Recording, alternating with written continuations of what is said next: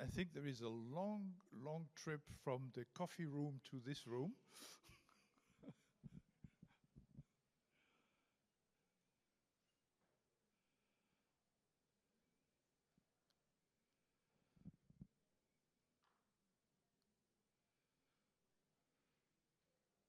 So we'll wait a couple of minutes that people have found their way to this room.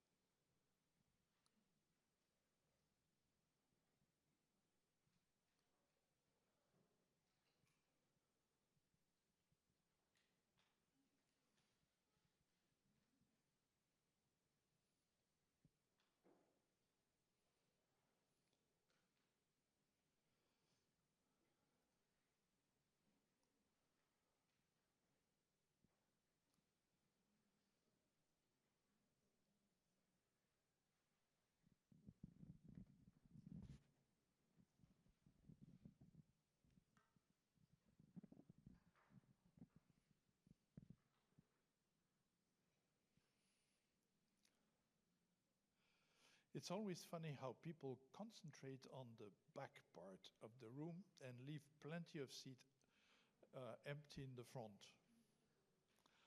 So personally, I do not bite. So you can come closer. Nathan. Yeah. I bite sometimes. Good to see you.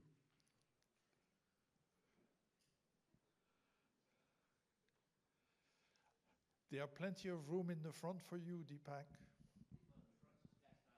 the front is best. I can't tell who you are until I sit down. Oh, you're kidding. So is the coffee room empty now? So it should be, okay, then let's start. And I'm Pierre-Yves Lastic. I'm the Secretary General of the EFDPO, the European Federation of Data Protection Officers.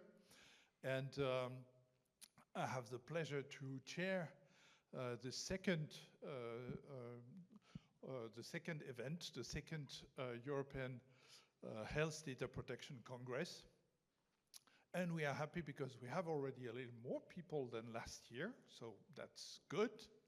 And I think that we have also a nice program. So I would like to thank our partners in the organization of this meeting, namely My Data Trust. There are a few people there from My Data Trust here, Xavier Gobert in the back, and Barbara Tomasi, and well, plenty of them. You can meet them in the coffee room. They have a stand. And the European Institute for, excuse me, from Innovation Through Health Data, with Deepak Kalra and Nathan. So plenty of people you can also meet in the meeting room, and Anastasia coming. So we have, with these three partners, I think that we're able to put in place a program that will interest you and in which we hope that you will also contribute. It's supposed to be an interaction between professionals in the health data protection field. As you all know, the health and healthcare is not under the mandate of the European Union, which means that in each European member state, we have different laws for, and healthcare is organized very differently. If you look simply at France, Germany, and England, for example, we have very different situation, different European countries, which means that even if we have GDPR, which is in principle the same law for all of the European Union and similar law in the UK and Switzerland, for example, still you have this difference with different healthcare law. But with new regulations like the clinical trial regulation, the medical device regulation, the Artificial Intelligence Act, we have new layer of European regulation that comes on top of the local health regulation, which makes it very complex, a very complex landscape. And I was discussing not too long ago with a cousin of mine who is who is in a small company, biotech company, and they say, well, we are not Sanofi, we don't have 500 lawyers. And so how do we find our way in this extremely complex landscape? And this is a reason why I think that this event is really about how do we master the complexity, how do we deal now with this new regulation, with the new European health data space, for example.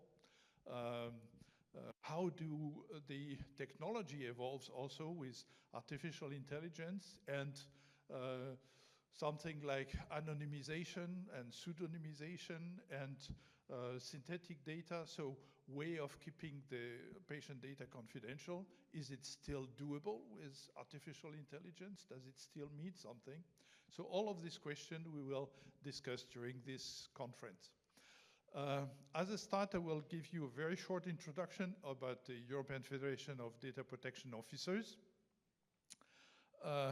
because we have a working group in this federation that deals with health data, and I'll say a few words about it.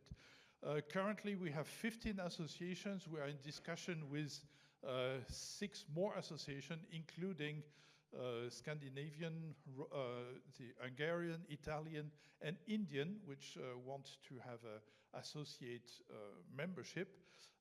As you all know, India is very active in the field of clinical research, so it makes plenty of sense to have them also joining us when it comes to dealing with the protection of health data. The main objective of EFDPO is to create a network of national associations to exchange information, experience, and methods. And we are open to not only one association per country. We have 2 associations in Germany, for example, and 2 in Switzerland, one for the French-speaking, one for the German-speaking. And we accept also, as I said, external membership. Brazilians are also active in our association. They work together with their Portuguese colleague to offer also online events, for example. Of course, we proactively monitor, evaluate, and shape the implementation of GDPR. We are, in all our countries, in direct contact with regulatory authorities. And so we want to be a voice for data protection officer in Europe, and keep the existing rules for DPOs as a minimum, knowing that the role will probably expand, especially with the forthcoming of artificial intelligence. Also want to promote high standards of qualification for DPOs and improve the quality of training and professional practice. So benefits, of course, is a mutual exchange of information. You have to understand that in our association, we have, for example, the BVD in Germany with something like over 2,000 members. And in Germany, data protection exists since the 70s. So they have a 50-year experience with personal data protection. If you are in Croatia, it's simply 2018, meaning that they have to learn from scratch how to deal with it. So we have very different level of knowledge and understanding about data protection. And it's a benefit, of course, for all the small national associations to be able to exchange with the larger association from their colleagues. And so the smaller association, like the one, for example, in the Czech Republic, we have very active group in the Czech Republic organizing also local events with the Austrian and the Greeks. So very, very interesting and very helpful for DPOs dealing with multinational projects. Of course, we have opportunity for regular dialogue with the local authorities and the European authorities If you come as a federation, of course, you have more weight as if you come as a representative of the Croatian Data Protection Association. We do also joint events and conferences, and this one is an example of it. We are active also with, we work together with the Privacy Symposium. So in Venice, we had almost a full day dedicated to the professional development of the DPOs. We have our annual conference in Berlin, that was in May. We had side event in Czechia and Portugal, in France, the CPDP in Brussels that many of you might know, and more to come. In 2024, we worked on a questionnaire in relation with the DPA coordinated action. They were evaluating the impact of GDPR after 5 years. We work also on DPO certification, and we have also an ID pool for association marketing. The working group. We have a health data protection working group, which I lead. And the main work of this working group is to prepare this Congress. It's basically, we discuss together what are the main area of interest. And this year we focus on understanding the European health data space and the secondary use of data that, well, what does it mean in practice? Does it change national law when you implement EHDS? Does it supersede something that already exists? Then the use of artificial intelligence in healthcare and research. This will be also, you will have it in many of the sessions this conference.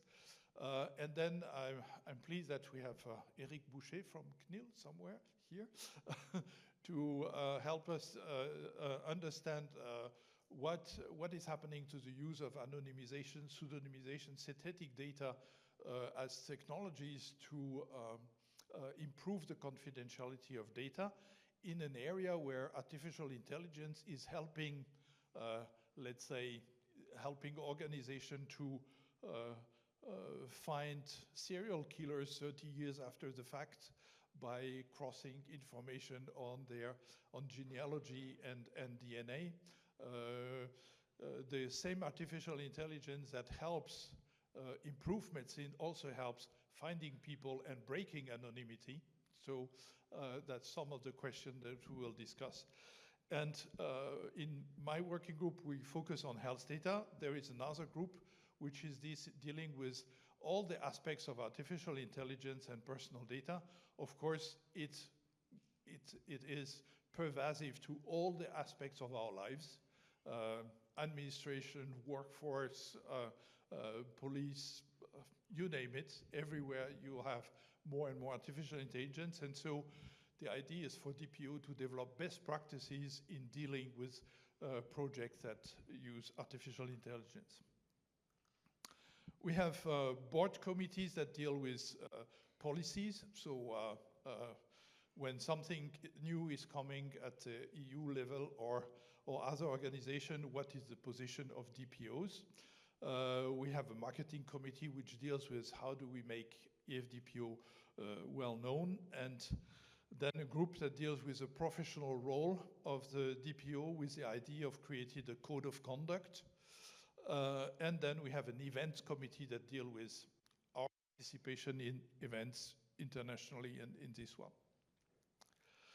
So if you want to know more, then you can go to the EFDPO website, of course, and you can join the group on LinkedIn. We had also a Twitter account, but since I don't use X anymore, I don't know if they do something with it. Okay, then I want to thank you for your attention to start with, and then I will ask Aurore Guignon, who works with the health department